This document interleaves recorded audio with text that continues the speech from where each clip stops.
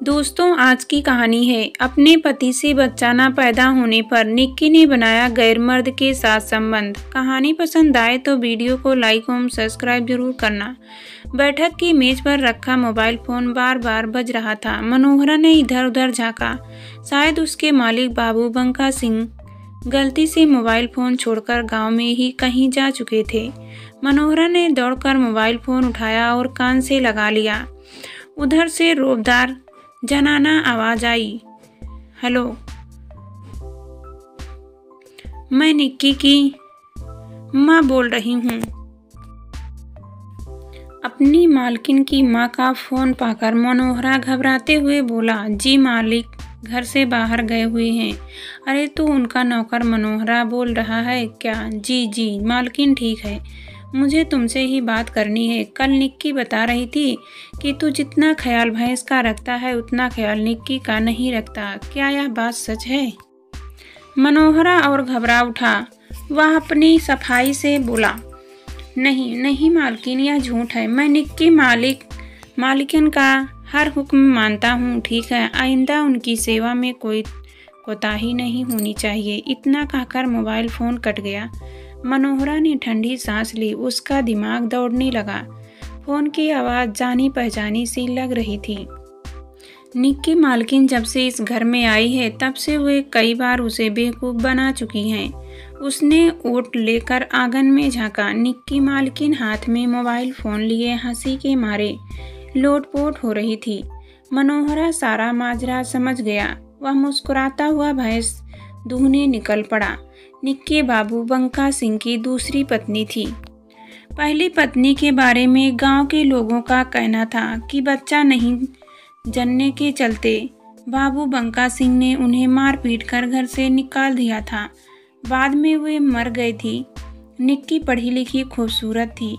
वह इस बेमेल शादी के लिए बिल्कुल तैयार नहीं थी, लेकिन माँ बाप की गरीबी और उनके आंसुओं ने उन्हें समझौता करने को मजबूर कर दिया था। शादी के कई महीनों तक निक्की बिल्कुल गुमसुम सी बनी रही। उनकी जिंदगी सोने के पिंजरे में कैद तोते की तरह हो गई थी। हालांकि बाबू बंका सिंह निक्की की सुख सुविधा का काफ़ी ध्यान रखते थे। इसके बावजूद उम्र का फैसला निक्की को खुलने नहीं दे रहा था। मनोहरा घर का नौकर था। हम उम्र मनोहरा से बतियाने में निक्की को अच्छा लगता था। समय गुजरने के साथ साथ निक्की का जख्म भरता गया और वह खुलकर मनोहरा से हंसी ठिठोली करने लगी। उस दिन बाबू बंका सिंह गांव की पंचायत में गए हुए थे। निक्की गपशप के मूड में थी, सो उन्होंने मनोहरा को अंदर बुला लिया। निक्की मनोहरा की आंखों में आंखें डालकर बोली, अच्छा बता, उस दिन मोबाइल फोन पर मेरी माँ से क्या बातें हुई थी? मनोहरा मन ही मन मुस्कुराया। फिर अनजान बनते हुए कहने लगा, कह रही थी कि मैं आपका जरा भी ख्याल नहीं रखता। हाँ, मेरी माँ ठीक ही कह रही थी। मेरे सामने तुम शर्माए से खड़े रहते हो। तुम ही बताओ मैं किससे बातें करूं? बाबू बंका सिंह की पूछे और लाल लाल आंखें देखकर मैं ही डर जाती हूँ। उनकी कद काठी देखकर मुझे अपने काका की याद आने लगती है। एक तुम ही हो जो मुझे हमदर्द लगते हो। इस बेमेल शादी पर गांव वालों तो थू थू कर ही रहे थे। खुद मनोहरा को भी नहीं सुझाया था, पर उसकी हैसियत हमदर्दी जताने की नहीं थी, सो वह चुपचाप निक्की की बात सुनता रहा।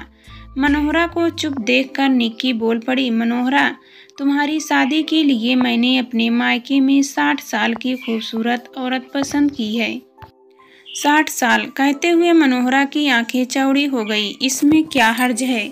जब मेरी शादी 60 साल के मर्द के साथ हो सकती है तो तुम्हारी क्यों नहीं? नहीं मालकिन, शादी बराबर की उम्र वालों के बीच ही अच्छी लगती है।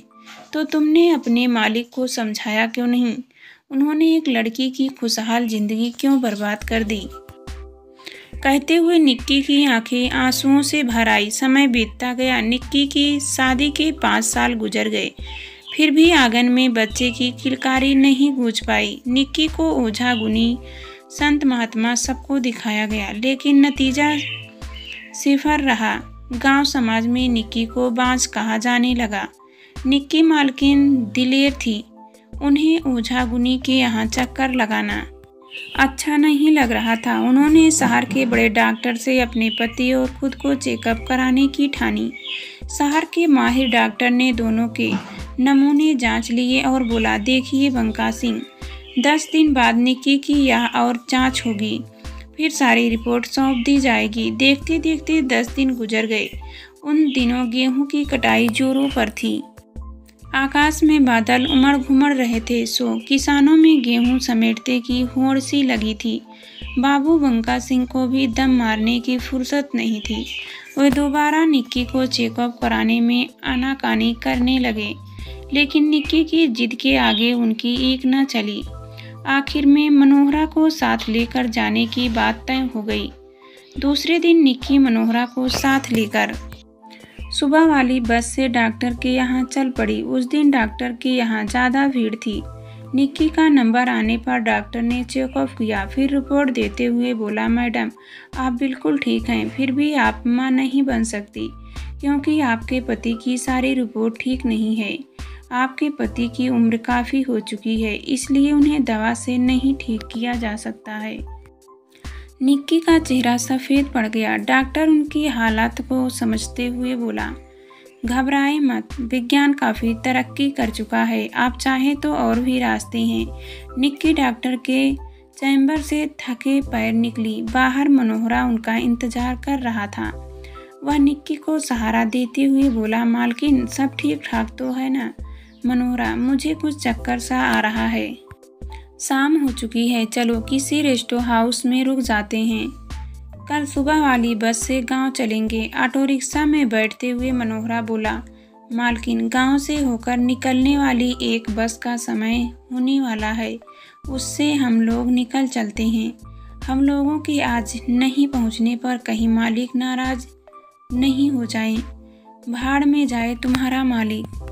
उन्होंने मुझे कहीं का नहीं छोड़ा। निक्की बिफर उठी। ऑटो रिक्शा एक रेस्ट हाउस में रुका। निक्की ने 2 बेड वाला कमरा बुक कराया और कमरे में जाकर निठाल पड़ गई।